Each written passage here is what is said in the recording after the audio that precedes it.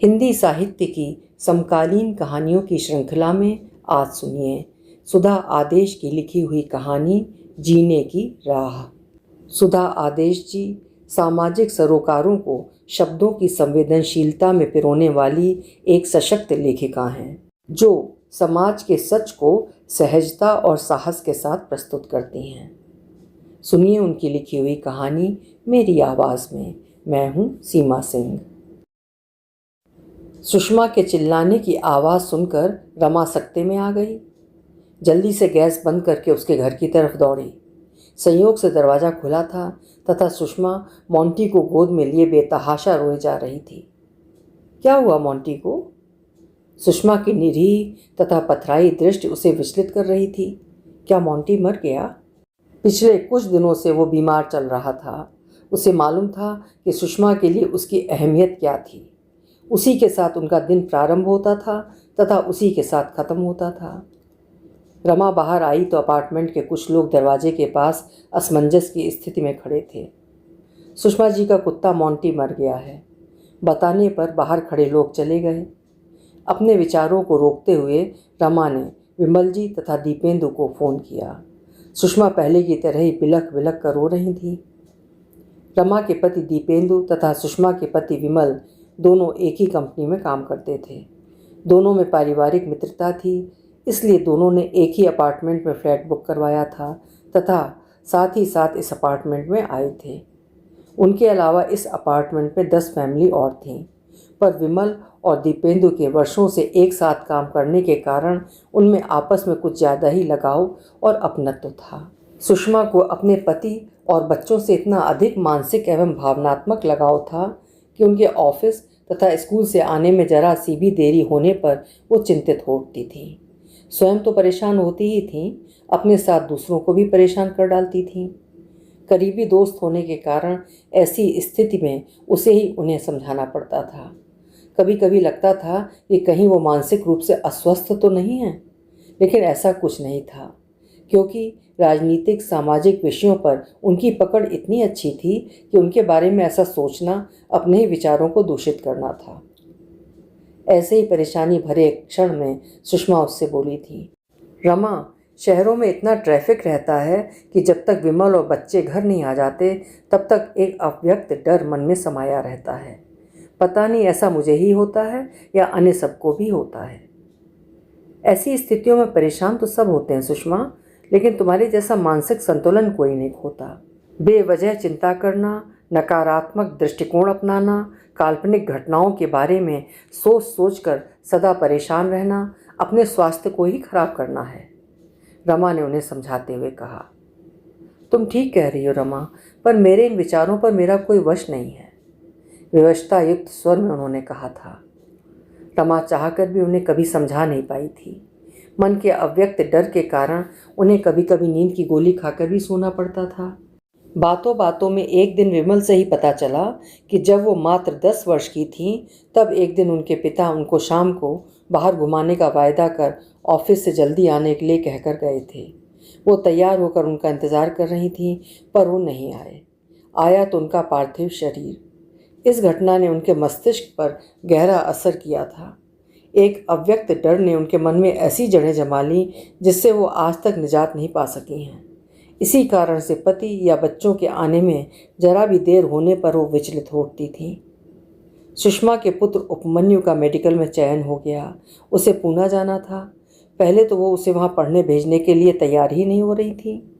सबके समझाने बुझाने पर बुझे मन से तैयार भी हुई तो उससे एक वायदा लिया कि वो उनसे रोज़ाना बात किया करेगा। उसने अपना वायदा निभाया भी।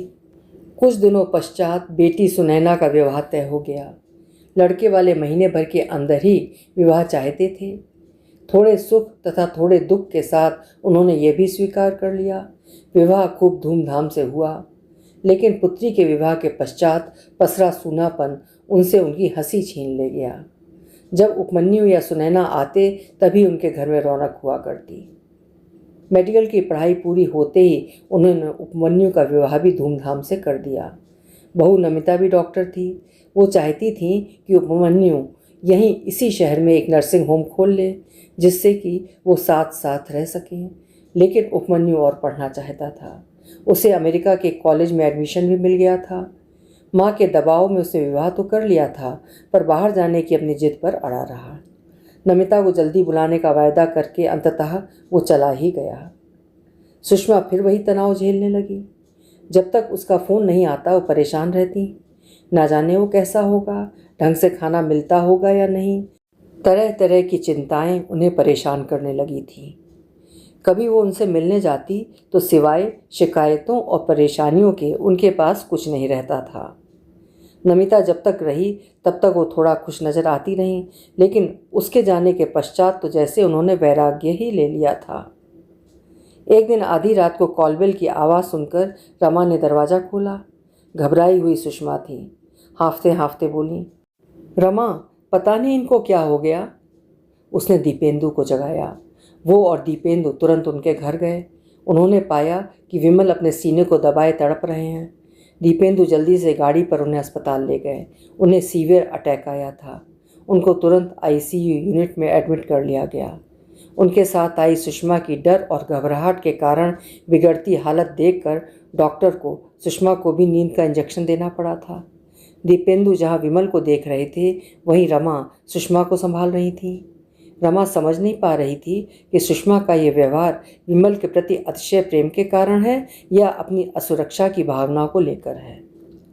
सुषमा की ऐसी हालत देखकर कभी कभी रमा को लगता कि कहीं वो दिखावा तो नहीं कर रही हैं। प्यार तो सब करते हैं, लेकिन ऐसे कोई सुध-बुध नहीं खोता। पति की देखभाल जितनी अच्छी तरह से पत्नी कर सकती है, उतना अन्य कोई नहीं। पर वो बस एक जगह बैठी विमल को टकटकी लगाकर देखती रहती। रमा यदि जिद करके उन्हें कुछ खिला देती तो खा लेती, वरना वैसे ही भूखी बैठी रहती।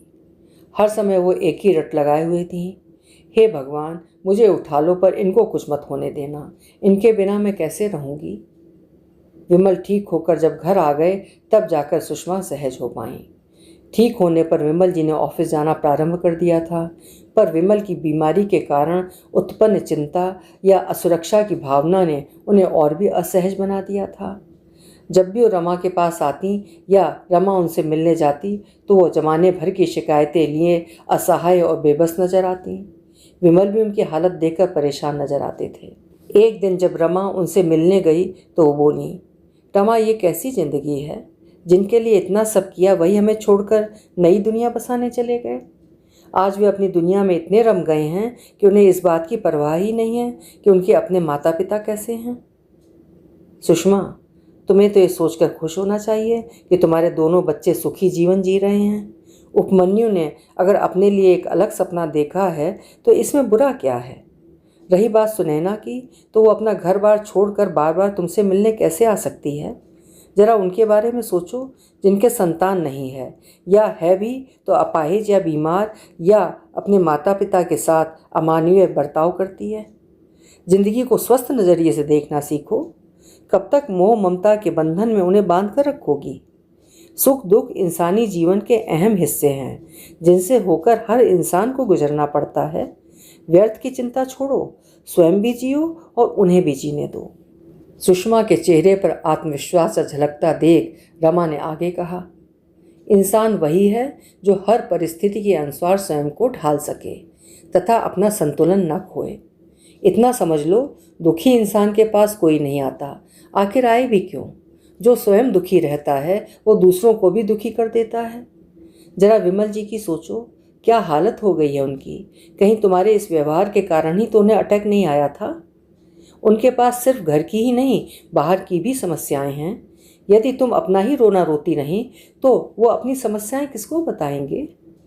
अगर जिंदगी के प्रति तुम्हारा यही नज़रिया रहा तो कहीं ऐसा ना हो कि एक दिन तुम सचमुच ही उन्हें खो बैठो। सुषमा फटी आंखों से उसे देखती रह गई। रमा उनसे ये सब कहना नहीं चाहती थी, लेकिन आज पता नहीं कैसे मन का गुबार निकल ही गया। बार बार यही विचार उसके मन में आ रहा था कि पता नहीं विमल कैसे सह पाते होंगे उन्हें। पता नहीं सदा एक नकारात्मक दृष्टिकोण अपनाकर दुखी होने की आदत कैसे बन गई है इनकी। फिर भी न चाहते हुए भी अतिशय लगाव और सहानुभूति से वशीभूत हो वो स्वयं को उनके घर जाने से रोक नहीं पाती थी। एक दिन वो सुषमा से मिलने उनके घर गई तो देखा कि वो बोतल से कुत्ते के छोटे बच्चे को दूध पिलाने की कोशिश कर रही हैं। उसे आश्चर्य से देखते हुए बोली, रमा, जीना तो है ही, अकेले मन नहीं लगता था, खाली घर काटने को दौड़ता था, कोई तो साथ में रहेगा, तब व्यर्थ की बातें परेशान भी नहीं करेंगी, और उससे भी बड़ी बात ये कि कम से कम ये तो हमें छोड़कर भी तो नहीं जाएगा। ऐसा सोचकर इसे ले आई हूँ। मोंटी नाम रखा है इसका, देखो कितना प्यारा है, बाल तो एकदम रेशम जैसे, छूकर तो देख इसे। बाल सुलभ उत्सुकता से उन्होंने कहा था, कम से कम ये हमें छोड़कर तो नहीं जाएगा। इस वाक्य में एक अनोखा आत्मविश्वास नजर आया था उनके अंदर। शायद यही कारण था कि उस बेजुबान ने उनके अंदर एक अदम्य साहस और चेतना का संचार कर दिया था। लगता था कि उन्होंने एक नई जिंदगी शुरू कर दी है जिसमें वो थी और उनका मोंटी था। अब सुषमा की सारी बातें मोंटी के इर्द गिर्द ही घूमने लगी थीं। मसलन उसने क्या खाया, उसको क्या पसंद है, यहाँ तक कि जब ठंड प्रारंभ हुई तो उनके हाथों में ऊन सलाई देख रमा पूछ बैठी, किसके लिए स्वेटर बुन रही हो? मोंटी के लिए, सहज स्वर में उत्तर दिया था उन्होंने। मोंटी थोड़ा बड़ा हुआ तो वो उसे लेकर सुबह शाम घूमने जाने लगी। जिंदगी चल निकली थी। लगता था कि उनके जीवन का बुरा अध्याय समाप्त हो गया है, और अब ये घटना, मोंटी की मृत्यु की घटना, समझ नहीं पा रही थी कि कैसे उन्हें दिलासा दें। विमल और दीपेंदु के डॉक्टर को साथ लेकर आने से रमा के विचारों पर ब्रेक लग गया। डॉक्टर ने आते उन्हें नींद का इंजेक्शन लगा दिया। विमल और दीपेंदु जाकर उस बेजुबान को दफना आए। सब चले गए, किंतु वो उनके पास ही बैठी रही। विमल के लौटने पर वो घर आ गई, पर मन बेहद विचलित था। उन्हें चिंतित देखकर उसकी 6 वर्षीय पोती शिखा, जो सुबह से पूरे घटनाक्रम को देख रही थी, ने तोतली आवाज़ में कहा, दादी, क्या मोंटी वाली दादी का मोंटी मल गया? हाँ बेटी, रमा ने उसे आंख में छिपाते हुए कहा। दादी, अब वो कभी नहीं आएगा? उसकी आंखों में प्रश्न था। हाँ बेटी। इस बार रमा की भी आंखों में आंसू आ गए। ये आंसू मोंटी के प्रति श्रद्धांजलि थे या अपनी अभिन्न मित्र सुषमा के दुख से द्रवित होने के कारण थे, वो समझ नहीं पाई। क्या इसलिए वो लो रही हैं? मिला ये सिल्की उन्हें दे दीजिए, वो चुप हो जाएंगी। शिखा ने अपने हाथों में मचल रहे पपी सिल्की को सहलाते हुए कहा। लेकिन बेटा, ये तो तुम्हारा है, तुमने जिद करके इसे मंगाया था। तो क्या हुआ, मैं दादाजी से कहकर दूसरा मंगवा लूँगी। शिखा अक्सर मोंटी से खेलने सुषमा के घर जाती रहती थी तथा उन्हें मोंटी वाली दादी कहकर बुलाती थी। इस संबोधन पर सुषमा को भी कोई ऐतराज़ नहीं था, वरन वो उसकी प्यार भरी बातें सुनकर खुशी होती थी। मोंटी भी शिखा से खेलता रहता था। कुछ दिन पूर्व रमा को अपनी ननद के लड़के के विवाह में जाना पड़ा था। वहाँ शिखा मोंटी जैसा ही पपी लेने की जिद करने लगी तो दीपेंद्र ने ही उसे वैसा ही पपी लाकर दे दिया था। शिखा ने उसके मुलायम रेशमी बालों को देखकर उसका नाम सिल्की रखा था। सिल्की को सुषमा को देने के शिखा के अप्रत्याशित प्रस्ताव को सुनकर रमा आश्चर्यचकित रह गई। वो पुनः बोली, लेकिन बेटा, ये तो तुम्हारा है। तो क्या हुआ दादी, जब मेरे पास ये नहीं था तब मोंटी वाली दादी मुझे अपने मोंटी से खेलने देती थी। अब जब उनके पास मोंटी नहीं है तब मैं अपना सिल्की उन्हें दे दूंगी। वैसे भी दादी, ये मेरे साथ खेलता ही नहीं है, छोटा है ना, बस चुपचाप बैठा रहता है और कपड़े गंदा करता रहता है। अपनी गीली फ्रॉक को दिखाते हुए उसने तोतली आवाज़ में कहा। शायद ऐसा कहकर वो अपनी बात को उचित ठहराने का प्रयास कर रही थी, वरना स्कूल से आने के बाद शिखा तो सिल्की के साथ ही खेलती रहती थी। यहाँ तक कि उसे अपने पास लेकर ही सोती थी। हाथ में लेकर चलने में कहीं गिर ना जाए, इसलिए एक छोटी सी बास्केट पे कपड़ा बिछाकर वो आराम से उसमें बैठाती तथा उसमें रखकर घूमती थी। शिखा की बातों को सुनकर रमा की आंखों में आंसू आ गए। सच, कितना अंतर है हम बड़ों में और बच्चों में। कहने को तो हम बड़ा होने का दावा करते हैं, लेकिन किसी के मन के एहसास को समझ नहीं पाते। तभी तो मोंटी की मृत्यु पर लोग सुषमा के दिल के एहसास को समझने के बजाय उसका मजाक बनाने से नहीं चूके। क्या प्यार इंसान सिर्फ इंसान से ही कर सकता है? ये संकुचित सोच इंसान को कितना ओछा बना देती है। सुषमा की स्थिति पर हंसने वाले लोग ये क्यों भूल जाते हैं, इंसान न केवल सजीव चीज़ वरन निर्जीव चीज़ से भी प्यार करता है। तभी तो अपनी पुरानी से पुरानी चीज़ें सहेज कर रखता है। लोग तो अपने लगाए पेड़ पौधों को भी मुरझाने नहीं देते, फिर मोंटी तो सजीव था और सुषमा का सब कुछ, उनका बच्चा, उनका साथी, उनका हमदर्द था। सच कहें तो उसने उनकी जिंदगी को नई दिशा दी थी। सुषमा की जिस पीड़ा को उसके इर्द गिर्द के लोग नहीं समझ पाए थे, उसे इस नन्ही जान ने समझ लिया था तथा उसका उपाय भी सोच लिया था। उसे शिखा पर गर्व हो आया था। वास्तव में इंसान वही है जो किसी के दुख में दुखी हो, उसे सांत्वना दे, ना कि उसका मजाक बनाए। क्या सोच रही हो दादी, चलो ना मोंटी वाली दादी के घर। वो उसका हाथ पकड़कर उनके घर ले आई। सुषमा अपने बेड पर बैठी मोंटी की उस तस्वीर को निहार रही थी जो उन्होंने उस समय खींची थी जब वो 1 साल का हुआ था। पास में बैठे विमल उनसे कुछ खाने का आग्रह कर रहे थे, पर उनकी आंखों से आंसू रुकने का नाम नहीं ले रहे थे। मोंटी वाली दादी, मोंटी आपके पास नहीं रहा तो क्या हुआ, आप मेरा सिल्की ले लीजिए। उसने छोटी सी बास्केट जिसमें सिल्की था उनको देने का प्रयास करते हुए कहा। नहीं बेटा, ये तो तुम्हारा है, सुषमा ने अपने आंसू पोंछते हुए उससे कहा। दादी, ये आपका भी तो है। जब मेरे पास सिल्की नहीं था तब आप मुझे अपने मोंटी से खेलने देती थी।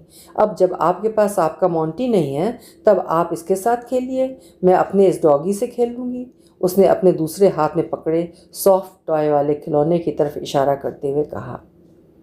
युग युग जियो मेरी बच्ची, तुमने मेरे लिए इतना सोचा, वही मेरे लिए बहुत है। पर तुम्हारी दादी तुमसे तुम्हारा सिल्की कैसे ले सकती हैं? कहते हुए उन्होंने शिखा को गोद में उठाकर अपने सीने से लगा लिया। तुम ही कहती थी ना कि छोड़ दो मोह ममता, व्यर्थ की चिंता।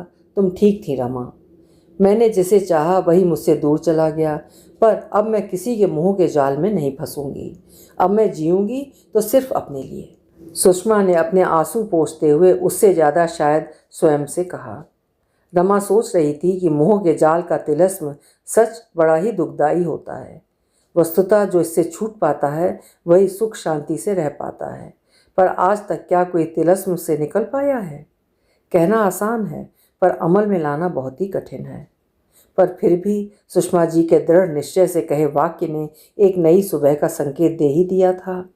मोह के जाल के दायरे में कैद जिंदगी जीने की राह तलाशने की कोशिश कर रही थी।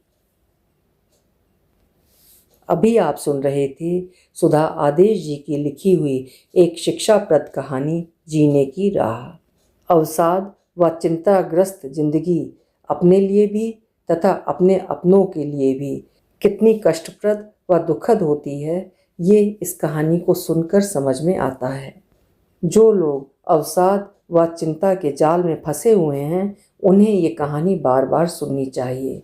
उम्मीद है आप मेरी बात से सहमत होंगे। कल फिर मिलेंगे ऐसी ही किसी सार्थक कहानी के साथ। नमस्कार।